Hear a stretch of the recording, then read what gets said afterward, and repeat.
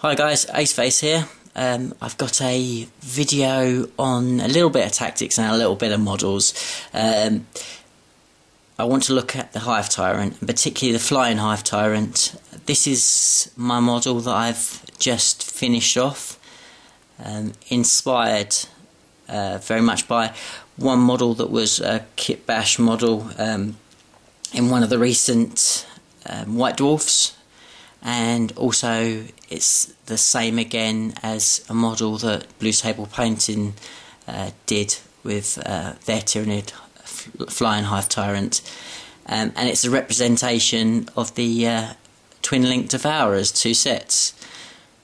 I think it's a fantastic way of doing it. You use these massive big arms from a Tyranid and just put them on the Flying Hive Tyrant, and just the sheer sort of size of them gives that impression of the sort of the Twin Link Devourers. I really like them. I mean, I just think they look absolutely fantastic. But again, sort of a showcase on my colour scheme. This kind of sort of dark blue to kind of light blue, nice layered sort of textured effect. With the grey dark skin, and with the bright vivid kind of poisonous looking greeny yellowy type on the rest of the flesh, and I think it looks really good. I really like it, and it's getting lots of positive comments from people, so I do appreciate that.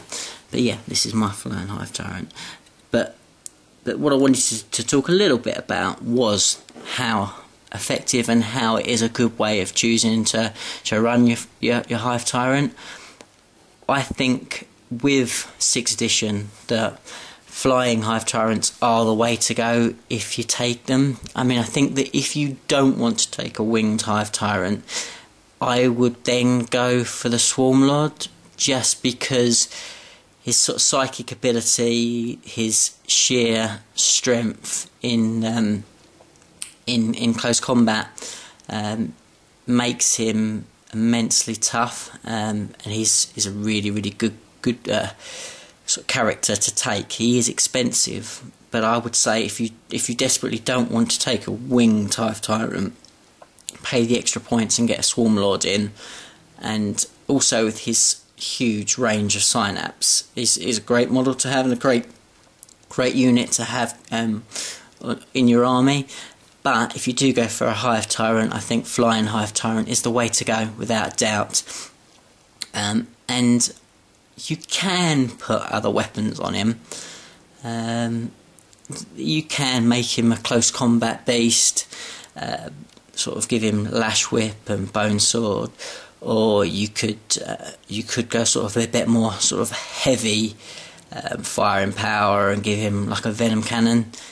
But personally, I just don't think that there is a better way to take him than with the Twin Link Devourers, because they just give him such an ability to take on other flying units, as well as being really good at taking out land units as well.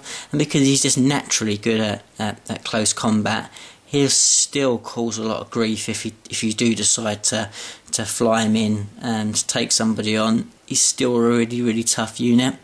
But with the Twin Link Devourers, it just makes him so good, because you're looking at 12 shots and he can re-roll them because they're twin linked.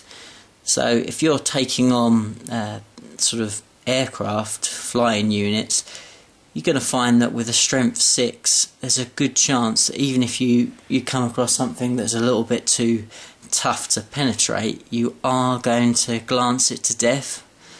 That's what generally happens, and because he has a 360 degree ability with his firing, he's not really effective whether he's going to sort of be in front, behind, to the side of the unit. He'll still be able to shoot. So I just think that makes him just very versatile and a really good unit to have. I quite like to run 2 of them, and again, really expensive, but even in a 1500 point game, you can make it work for you, and it just the threat range is just huge because they're so fast. You can get in there, shoot everything. Then if he is not swooping and he is just sort of doing, I don't know what it's called, the hovering or whatever it is, just you're going to find that if they charge him, try and kill him in close combat, he's going to be overwatching them to death because of the twin links. You're going to get a few sixes there. If you get the sixes, most things he's probably going to wound on a 2 or 3. It's just, I mean, he is a really, really, really good unit. And when you've got 2 of them, that's so many shots. And an enemy that comes across Tyranids does not expect that amount of firepower. It will really, really hurt them. They will not know what to do. And it's just, it's a really, really, really, really good tactic to use. So I would say, give it a go. Let me know how you get on if you try it. But I would definitely try with running with 2 Flying Hive Tyrants, both with twin-link Devourers. See how you get on. If you just have them, maybe a Tervagon in your army, with a few sort of troop choices there, and you can pretty much be quite defensive with them. They'll keep spawning. You can sit on objects, sit on objectives, and play a sort of almost a 2-tiered battle. So you've got sort of a very offensive part of your army and a very defensive. They're going to be really confused because they just generally, when you come across Tyranids, most opponents, they will tend to think that what you're going to do is just charge everything at them, and what they're going to have to do is just sit and shoot and just hope they don't get in combat. If you play a different way, it really does confuse them, and Tyranids are a lot more versatile than people think. So definitely give it a go. Let me know how it goes for you. Let me know what you think of the model, what you think of the paint scheme. I'd really appreciate the comments, and if you can, like and subscribe, that's great.